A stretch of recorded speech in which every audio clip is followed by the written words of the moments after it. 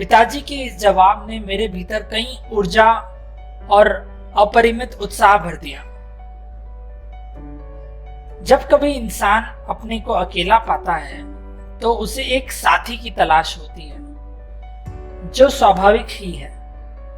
जब इंसान संकट में होता है तो उसे किसी की मदद की जरूरत होती है। जब वह अपने को किसी गतिरोध में फंसा पाता है तो उसे चाहिए होता है ऐसा साथी जो बाहर निकलने का रास्ता दिखा सके। बार बार तड़पाने वाली हर तीव्र इच्छा एक प्रयास की तरह होती है, मगर हर प्रयास को बुझाने वाला कोई ना कोई मिल ही जाता है। जो लोग अपने संकट की घड़ियों में मेरे पास आते हैं, मैं उनके लिए अपनी प्रार्थनाओं के जरिए ईश्वरीय शक्तियों से संबंध स्थापित करने का माध्यम बन जाता हूँ।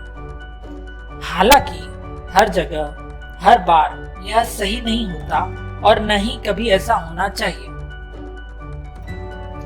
मुझे याद है पिताजी की दिनचर्या पो फटने के पहले ही सुबह 4 बजे नमाज पढ़ने के साथ शुरू हो जाती थी। नमाज के बाद वे हमारे नारियल के बाग जाया करते। बाग घर से करीब 4 मील दूर था।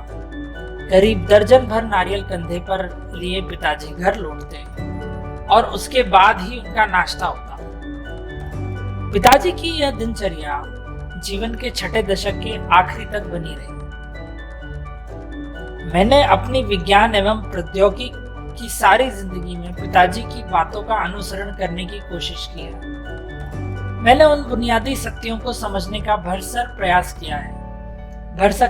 किया है जिन्हें पिताजी ने मेरे सामने रखा, और मुझे इस संतुष्टि का आभास हुआ कि ऐसे कोई देवी शक्ति जरूर है जो हमें भ्रम, दुखों, विषाद और असफलता से छुटकारा दिलाती है तथा सही रास्ता दिखाती है। जब पिताजी ने लकड़ी की नौकाएं बनाने का काम शुरू किया, उस समय मैं 6 साल का था। ये नौकाएं तीर्थयात्रियों को रामेश्वरम से धनुषकोडी, जिसे सेथुक्काराई भी कहा जाता है, तक लाने ले जाने का काम करती थी। एक स्थानीय ठेकेदार अहमद जलालुद्दीन के साथ पिताजी समुद्र तट के पास नौकाएं बनाने लगे। बाद में अहमद जलालुद्दीन की मेरी बड़ी बहन जोहरा के साथ शादी हो गई थी। नौकाओं को आकर लेते देखते वक्त मैं काफी अच्छे तरीके से गौर करता था। पिताजी का कारोबार काफी अच्छा चल रहा था। एक दिन 100 मील प्रति घंटे की रफ्तार से हवा चली और समुद्र में तूफान आ गए। तूफान में सेतुक्काराई के कुछ लोग और हमारी नावें भी बह गई। उसी में पाम बान पुल भी टूट गया और यात्रियों से भरी ट्रेन दुर्घटनाग्रस्त हो गई। तब तक मैंने सिर्फ समुद्र की खूबसूरती को ही देखा था। उसकी अनियंत्रित और अपार ऊर्जा ने मुझे हतप्रभ कर दिया। जब तक नाव की यह कहानी बेवक्त डूबी, उम्र में काफी फर्क होने के बावजूद अहमद जलालुद्दीन मेरे अंतरंग मित्र बन गए। वह मुझसे करीब 15 साल बड़े थे और मुझे आजाद कहकर पुकारा करते थे। हम दोनों रोजाना शाम को दूर तक साथ घूमने जाया करते।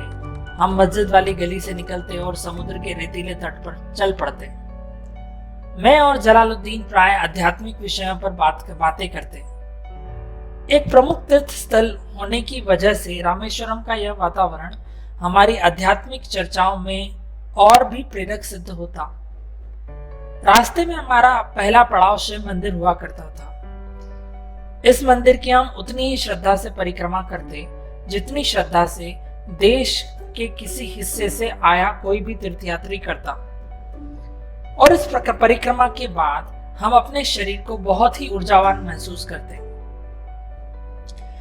जलालुद्दीन ईश्वर के बारे में ऐसी बातें किया करते जैसे ईश्वर के साथ उनकी कामकाजी भागीदारी हो। वह ईश्वर के समक्ष अपने सारे संदेह इस प्रकार रखते जैसे वह उनका निराकरण पूरी तरह कर देगा। मैं जलालुद्दीन की ओर एक टक देखता रहता, फिर देखता मंदिर के चारों ओर जमा श्रद्धालुओं, तीर्थ यात्रियों की उस भीड़ को भी, जो समुद्र में डुबकियां लगा रही होती और फिर पूरी धार्मिक रीतियों से पूजा पाठ करती तथा उसी अज्ञात के प्रति अपने आदर भाव को प्रार्थना करती जिसे हम निराकार सर्वशक्तिमान मानते थे। मुझे इसमें कभी संदेह नहीं रहा कि मंदिर में की गई प्रार्थना जहां जिस तरह पहुंचती है, ठीक उसी तरह हमारी मस्जिद में पड़ी नमाज भी वहीं जाकर पहुंचती है। मुझे आश्चर्य सिर्फ तब होता जब जलालुद्दीन ईश्वर के विशेष तरह का जुड़ाव कायम कर लेने की बात कहते। पारिवारिक परिस्थितियों के कारण जलालुद्दीन की स्कूली शिक्षा कोई बहुत ज्यादा नहीं हुई थी। यही एक कारण रहा जिसकी वजह से जलालुद्दीन मुझे पढ़ाई के प्रति हमेशा उत्साहित करते रहते थे और मेरी सफलताओं से प्रसन्न होते थे। और दोस्तों, अगर प्रयास अच्छा लगा हो तो प्लीज सब्सक्राइब करना, कमेंट करना, शेयर करना दूसरे दोस्तों के साथ, ताकि मैं और अच्छे वीडियोस बना सकूं। Thank you.